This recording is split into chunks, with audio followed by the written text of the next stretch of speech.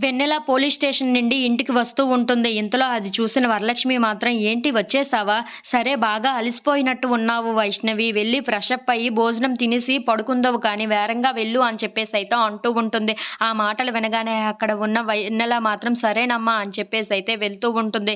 ఇంతలో అక్కడ ఉన్న వరలక్ష్మి "ఏంటి వైష్ణవి ఇంకా రాలేదు, రా భోజనం చేద్దాం" అని చెప్పేసైతే పిలుస్తూ ఉంటుంది. ఇంతలో అక్కడికి వెన్నెల అయితే వచ్చి కూర్చుంటూ ఉంటుంది. తనకు భోజనం వడ్డించి ముందుకు పెడుతూ ఉంటుంది.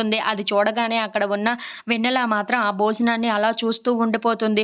"ఏంటి అలా చూస్తూ ఉండిపోయావు, తిను" అని చెప్పేసైతే వరలక్ష్మి అంటూ ఉంటుంది. ఆ మాటలు వినగానే అక్కడ ఉన్న వెన్నెల మాత్రం "లేదు, ఈరోజు నువ్వు తినిపిస్తే నాకు తినాలని ఉందమ్మా, నాకు కాస్త తినిపించవా" అని చెప్పేసైతే అడుగుతూ ఉంటుంది. ఆ మాటలు వినగానే అక్కడ ఉన్న వాళ్ళ బామ్మ అలాగే వరలక్ష్మి అయితే ఒక్కసారిగా షాక్ అయిపోతూ ఉంటారు. "ఈ మధ్యన నీలో బాగా ఎక్కువ మార్పులే వచ్చాయే" అని చెప్పేసైతే అంటూ ఉంటుంది. ఇంతలో అక్కడ ఉన్న వెన్నెల మాత్రం "అలాంటిదేమీ లేదు, ఈరోజు ఎందుకో అమ్మ చేతులతో తినాలి అనిపిస్తుంది" అని చెప్పేసైతే అంటూ ఉంటుంది. ఇంతలో అక్కడ ఉన్న వరలక్ష్మి తన చేతులతో గోరుముద్దలు కలిపి మరి వెన్నెలకు పెడుతూ ఉంటుంది. అది చూడగానే అక్కడ ఉన్న వెన్నెల అయితే చాలా సంతోషిస్తూ ఉంటుంది. దీనికోసమే కదా నేను చాలా వెయిట్ చేసింది. ఇన్నాళ్లకు నాకు ఆ భాగ్యం దక్కింది. ఈ సంతోషం నాకు జీవితాంతం కావాలి అనిపిస్తుంది. ఇక నేను అమ్మ దగ్గర నుండి ఎక్కడికి పోను, అమ్మ దగ్గరే ఉంటాను అని చెప్పేసైతే అనుకుంటూ చాలా బాధపడుతూ ఏడుస్తూ ఉంటుంది. అది చూడగానే అక్కడ ఉన్న వరలక్ష్మి అయితే "ఎందుకు ఇంత బాధపడుతున్నావు? ఏమైంది నువ్వు?" అని చెప్పేసైతే అడుగుతూ ఉంటుంది. ఇంతలో అక్కడ ఉన్న వెన్నెల మాత్రం "అదేమీ లేదమ్మా" అని చెప్పేసైతే అంటూ ఉంటుంది. If you like this video please subscribe.